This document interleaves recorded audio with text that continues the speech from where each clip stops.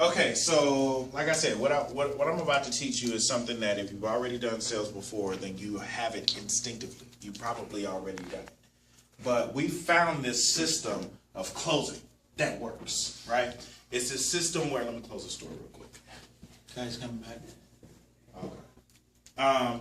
It's a system that all of our top guys use, and it works every single time. It gets people to buy a grill when they didn't plan on buying a grill, when they didn't want to. Hold on a second, I gotta close this door.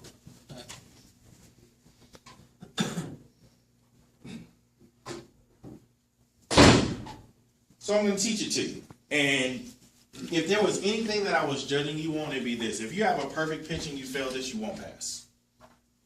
If your pitch is pretty terrible, but you can do this, what I'm about to show you perfectly, then you'll probably pass. Like, that's how important this is. Okay, this is huge. All right, so check this out. First thing that we have to do whenever we end our sales pitch, and this is in whatever business or whatever we're gonna do. What do we do? What do we gotta do? We've ended our presentation. What do we do? We're interacting with the customer. What do we do? Ask for the sale. That's it. Or ask for the sale, or you can call it close.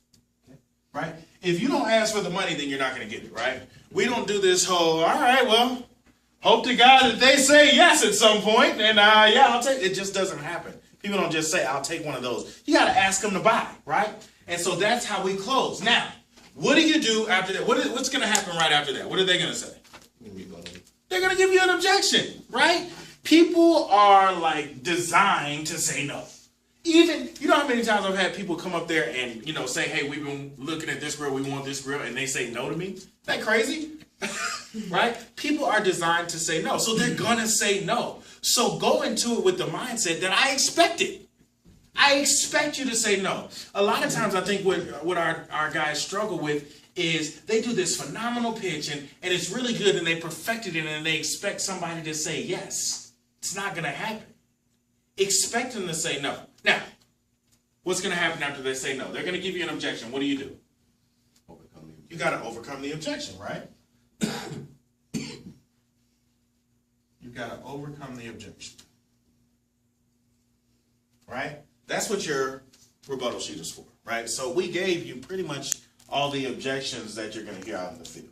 You know what I mean? We really don't get too much out of those. The main ones that we get are, I'll think about it, let me talk to my wife, I didn't come here to get a grill. I mean, we use some of the other ones, but those are the main ones. I've already got a grill. My kids just bought me one for Father's Day. Like, that's what you get, right? So if you just use the objections, or the objections on the objection sheet, then you'll be fine, right? What's going to happen then? Then what do you do? What are you supposed to do now? Now, let me see where my real salespeople are, right? Ask for the sale again. You ask for the sale again, right? Yep. Wrong. Shut up. But that's what we've been taught all of our lives. To play this tennis game where, we get an objection, we're going to overcome it and throw it back, right? That's what we've been taught. Let me tell you why that doesn't work. When you get an objection, what are they saying? Are they saying yes or no? No. They're saying no, right? When you overcome the objection, what are you doing? Putting a positive back. You're putting a positive spin back on it. So you're giving them a yes, right? All that does is cancel each other out. The person is now null and void again. So you're going to ask them when they're null and void for the sale again. Wrong, but that's what a lot of people do. Top performers in any sales organization, forget Traeger. Top performers in any sales organization or people who do it instinctively are going to do this. They're going to build more value. They're going to build value. Why are they going to build value? Positive. Because that's your positive. Now you're giving me another reason to say yes before you ask me to buy. If you continuously do this, you're just going to be going back and forth and back and forth and back and forth all day long. Remember yesterday when we talked about it and I said, most times in sales what we do is we just talk until somebody says yes, right? Well, that's because this is what we're doing. They overcome the objection. We're like, hey, got one for that one, buddy. Boom. Yeah, I thought about that one already, buddy, right? And then I'm closing again, right? But you're getting nowhere. Am I right? Yeah. And it's like this. Then you start getting into this pissing match with the customer. And who wins that? The customer. Always, right? What I'm proposing that you do is to get into something that we call the money triangle. This is the money triangle. You're going to close. You're going to ask for the money. You're going to get an objection. Never fails. Every single time, you're going to get an objection. Overcome it, but don't stop there. You've got to build value. Why? What is building value doing? Getting them off what he originally, that first scenario between the closing out the objection, the customer now is in that mindset where he wants to ping pong back with you. Right, right. What is it doing though? It's, no matter what the product is, putting the customer in the product or with the product, having it like the grill in the backyard. Maybe. I mean, let's not talk about grills. This concept is so much bigger than Traeger. It's so much bigger than Traeger. Insert product. Is it putting the customer in the driver's seat or giving them a kind of No, they might not be in the driver's seat. If I'm building value, all I'm doing is giving you a reason to buy. I'm giving you another reason to buy. Name one thing that's valuable that people say that they don't want. You know what I mean? When you talk about a feature or a benefit of a product, nobody says, well, I don't want that part. Because, you know, I don't want that benefit. Nobody says that, do they? So how do you say no to value? So that's the best time to ask somebody to buy again because you're building value. You're building value. Here's the thing, guys. When you get into this money triangle, what it does is it's going to keep people in your booth for a very long time. Because it gets rid of all these excuses. It gets rid of all these problems. Because I killed that problem and then I gave you another reason to buy and then I asked you to buy again. It's very hard. It's like the Bermuda Triangle. Once you go in, baby, you ain't coming out. Right? You're not coming out. So, what this does is it keeps them in there longer. It gives them a reason to stay in. It takes somebody who is dead set on, I'm not getting a grill, I'm not buying this product today, I didn't come here for it. It continuously kills every single one of their excuses and gives them more value and reasons to buy. Make sense? So, how many objections should we expect? 3 to 5. 3 to 5? 10. Many as it takes. Many as it takes, right? I'm gonna be honest with you. And you guys saw it on the video. I don't typically make a sale without at least 10 objections. I don't typically make a sale without at least 10 objections. So, what knowing the triangle does is it puts me in a mindset of expectation. A lot of times we just want to talk and we just want to overcome their objection, and even when we get to the cover, we feel like we've done all that we can. There's nothing else that we can do. Dude, that's only 3 objections into it. You still got 7 more. I expect 10 objections. But the reason why there's not a problem with that is because now I have the formula of how to respond. I can't tell you exactly what they're going to say. They're going to come up with all kind of stuff that's not even on that sheet. Stuff that I've never prepared you for. I don't know what they're going to say. They come out of the crack of their rear end with some stuff sometime and I've never even heard it before, but I know how to handle it. All I'm going to do is overcome it. I'm going to build some value, and then I'm going to close. This is typically how it works. Like, if you were to look at a graph, right, and you were to look at, this is time, right, and this is their impulse. This is their interest in buying the product, right? When I'm doing my pitch, it starts out right here. But the whole pitch is full of value, right? So I'm just doing my pitch, and then I'm going to ask them to buy. Once I ask them to buy, they're going to give me an objection. What goes on with this curve at this point? It goes down. Goes down a little bit, right? Because I get an objection. Now I'm going to build a little bit more value, right? And what's going to happen? It's going to go up. And I'm going to go ahead and ask them to buy again, right? And then they're going to give me another objection. It's going to go down. I'm going to overcome it. I'm going to build more value. I'm going to ask them to buy again, right? And this goes on and on and on and on and on until they just can't take it anymore and they just say yes. That's how this thing looks. You have to continuously keep them there. Usually my customers end up like this. No, I'm not getting a grill. No. No, I said no. You're not listening. No. No! Okay, I'll take one. What? Where the heck did that yes come from, right? And you saw it on the video yesterday, right? It's like, no, no, no, no, no, no, no, yes. And you're like, I'm even surprised, kid you not. I'm even surprised when they say yes sometimes. It's like, I really didn't think that they were going to say yes. But I didn't let my mind dictate what I was going to do. What I did was I just stayed in the triangle, and I didn't trust my sales ability. I trusted the impact of the triangle. This crap works all the time. And if you want to be one of the top guys in this company, you've got to use this triangle perfectly. Now, there's a lot of people out there that think that they're using the triangle. Because what they're doing is they're building value, right? So they think that they're building value. Now, let's think logically here. If I close, right, and then I get an objection, and then I go back to the close, I miss the value, right? So I don't give them a reason to buy. What happens if I close, right, but I don't overcome their objection, I just go straight to build value? There's Cancels mine it out. still on that, you didn't answer that. I didn't answer your objection. Like, for example, I didn't come here to get a grill. Yeah, the thing I like about it is you don't have to clean up. Oh, now you're a butthole because you didn't even answer my question. Right? You didn't address my issue. So each part of this is important. The objection, overcoming the objection gives you the ability to address their issue, shut it down so that you're never talking about it again. Right?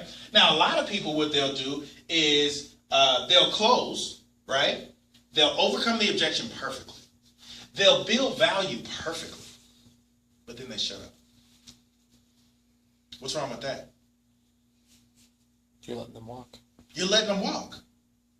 Yeah, I didn't come here to get a grill. Well, nobody comes in here to get a grill. But shoot, what better place to get one than Costco? Plus, the thing I like about it is you don't have to clean up. I mean, all your fat, grease, and oil goes in the bucket.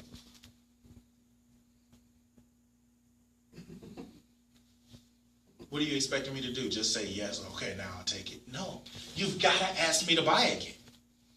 Sometimes you can build too much value, right? And that's what we get stuck on. We always want to talk, and build more value. I didn't come here to get a grill. Well, nobody comes here to get a grill. But what better place to get one than Costco? Plus, the thing I like about it is you don't have to clean up. Your fat, grease, and oil goes right into the bucket. Oh, and one bag will last you 20 hours of barbecue, 40 hours of smoke. Let me tell you about last 4th of July burgers. 6 inches around, 2 inches thick, 10 minutes on the grill. You don't even flip them. You come back, they're 6 inches around, 2 inches thick. Oh, and Thanksgiving, we did a turkey. The turkey was marinated in apple juice for 2 days, put it on smoke for 4 hours on the apple wood, juiciest turkey that I've ever had. Plus, the thing I like about it is it's Costco and there's no risk. Dude, shut up. Right? Does that make sense? We can build too much value. The best way to use your value is this. I like to think of it as like your ABCs. If there's 1 million pieces of value in Traeger's, of Traeger stuff, like you got all this value that you can talk about with Traeger, right? If each thing was represented by a letter, A through Z, right? You don't want to give them too much value. And when you overcome the objection, you don't want to give them A through S. You don't want to give them A through Y. Because if you give them A through Y, the next time that it comes around, because we know it's going to come back around how many times? At least 10. Then I don't have anything to give. Give them A, close, and shut up. Get an objection, give them B, close, and shut up. Overcome the objection, give them C, close, and shut up. I guarantee you'll never make it to L. Guaranteed. You'll never make it to L. You'll never make it to L. So this right here is what's the most important thing. So the question then becomes a couple things. I kind of want to explain it in a different way. Let me erase this here.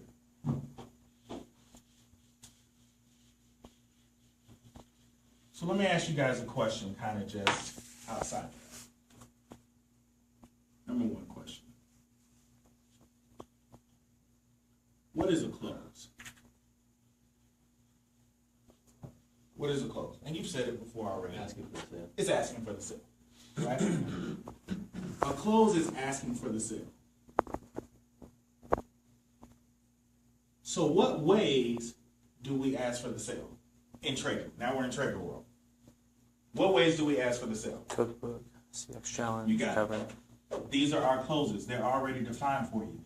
Every single time you use one of these, you're asking for the sale. The cookbook. And if you get it now, make sure you get one of those. Chicken challenge. That's not the best chicken that you've ever had, dude. It's Costco. Right? Cover. And if you get it right now, I'll make sure you get all of that. and then the repeat. And if you get it right now, every single one of those is asking for the sale. So when you want to close in the triangle, boom, that's where you are. That's what you're using, right? So let me ask you this question. When is the best time to close? When's the best time to close? Anytime you feel like you got a buying signal, or they're saying like, will that fit in my car? Right. Yes. Elaborate on what you're saying. You're right on it. Well, they could be in the middle. I mean, instead of say I'm going through and they go, honey, I think that would probably work well. Yeah, it's a buying signal, and so you hear them say something like, I don't think it'll fit in the car. And then- Right. So what do you want to do it when would you want to ask for the sale right after the objection?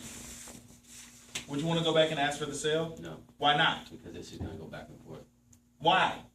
Why don't I want to ask this person right here?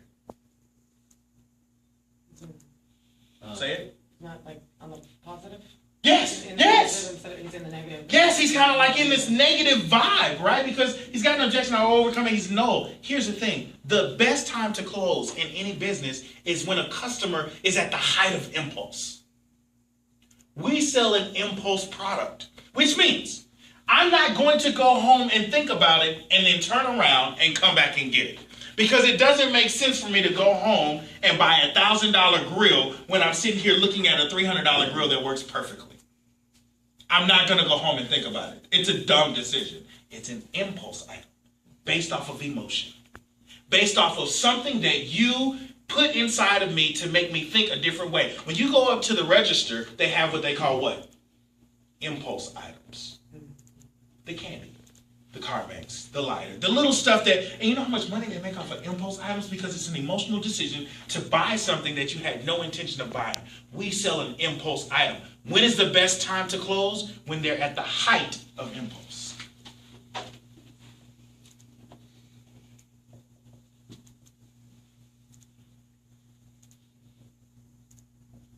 If you try to close somebody and they're not at the height of impulse, what are they automatically going to say? No. No, because I'm not emotionally attached. So then a better question then becomes, this is probably one of the best questions. How do you know when someone is at the height of impulse? This is what you were talking about, man.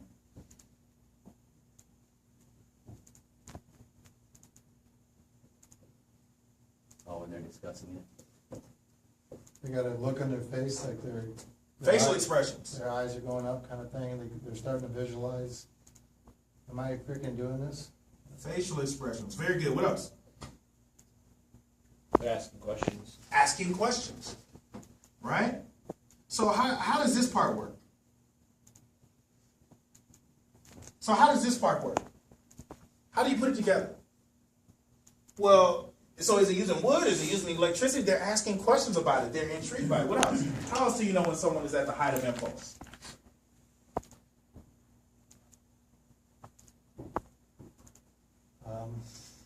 There's their body movement too. Body language. You sure you don't want to come to the Costco side? Jesus. Is he here? He's here. Who is? Let me take Shane first. Yeah. Okay. Which one? Or is Shane Little? What calls her guy? Yeah. Or no. Yes? Yeah, that's fine. I don't care who goes first. I don't know if I got it. Body language, right? Body language. How else? You guys been in sales for years. How else do you know when somebody's there? How do you know when that's at? Looking at it. What do you mean? Elaborate. I guess just going back and forth, like kind of like the tennis match. You know, it seems like whenever I am, we're connecting and we're discussing things. I don't know. How do you know when somebody's at the height of impulse? How do you know? Huh? How about when they tell you what they want? Like, what do you mean? Like, well, like when I was in shoes, sometimes people just come up and be like, man, my foot's hard to fit. Right. So I they like give it. you I like to smoke salmon. Does this do that? that type of thing. So questions, Yeah. questions or comments, or we can Owning. say slash comments about your product. Owning kind of questions. They ask questions, comments. What about this? What about Silence. Thinking of, Oh, yeah, when you're thinking, yeah. silence? Yeah, he did say. Dude, if somebody's not telling you no, they're telling you yes. If somebody's not telling, oftentimes we're so scared of silence, and that's the biggest thing that they're saying yes to. That's them telling you yes, because I can't think of any other reason to say no, so I'll just shut up. I'm not walking away. Guess what they're doing in their silence? They're thinking.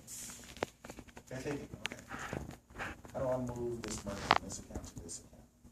Okay. How do I tell my wife that I just bought $1,000 bill? She did say that our anniversary was coming up and I can get what I want. They're thinking. So when they're silent, when they give you facial expressions, when they give you body language, when they ask questions, that's how you know when it's the best. That's when you know when they're at the height of impulse. Last question, probably the most important. Probably the most important, because we know that we want to get them to the height of impulse. So the question is,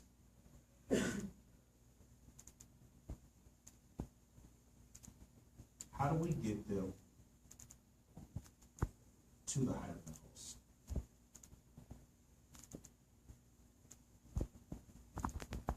How do we get them there? The money triangle. Specifically, Build value. it's the only way. It's the only way. There's only one way to get any customer in any business on any product to the height of impulse, where that means where they're emotionally connected and they're thinking that they want to buy. It's to build value. Value, value, value, value, value, value, value, value. I know that I've got to ask for the sale. I want to know when the best time is to ask for the sale. Well, it's when they're at the height of impulse. Well, that's great, but when do I know when somebody's at the height of impulse? Because I want to ask when they're at the height of impulse. How do I know that, though? Well, because they got facial expressions, they got body language, maybe they're signing, maybe they're asking questions. Well, that's great that I see that, but how do I get them there? You got to build value. So let's talk about that. How do you build value in trading? What are some ways to value, to talk about that? How do we build value specifically with trading? Specifically. Features and benefits. Good old fab.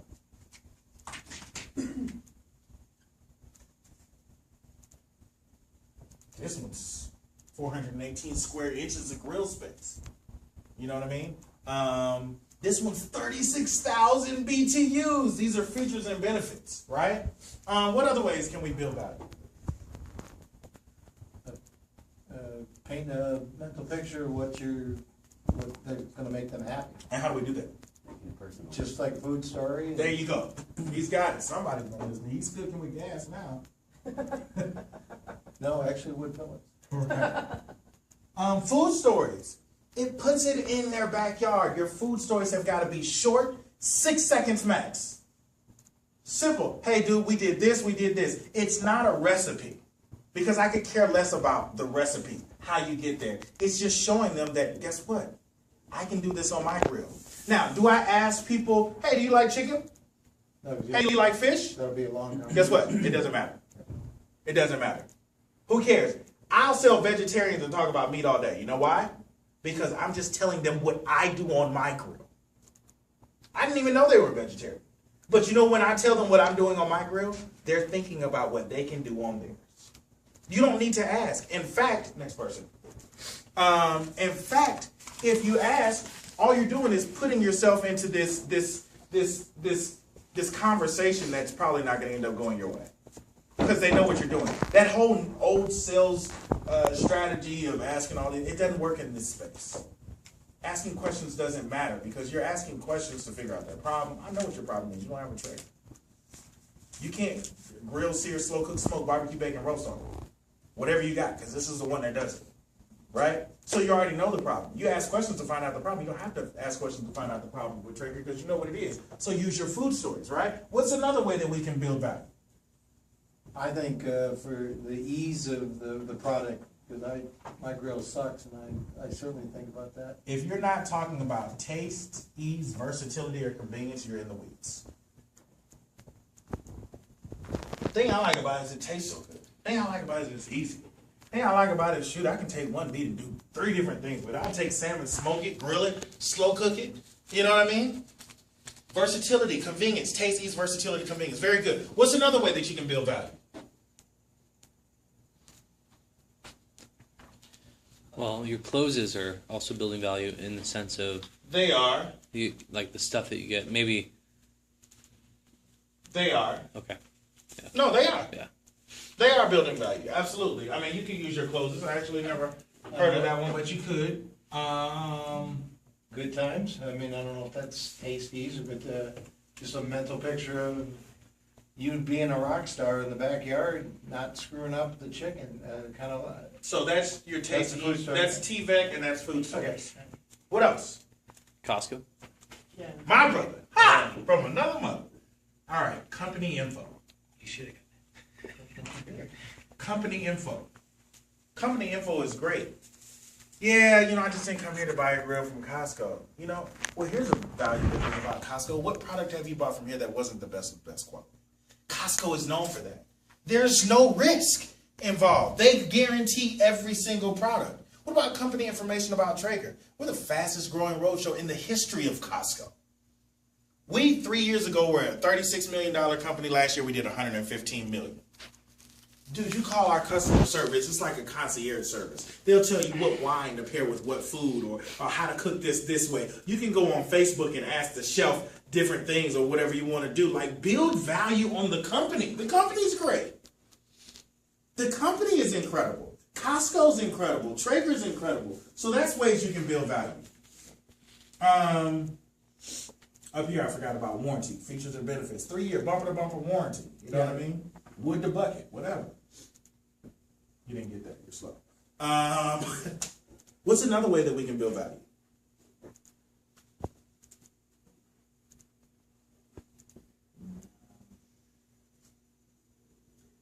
The money, What do you mean?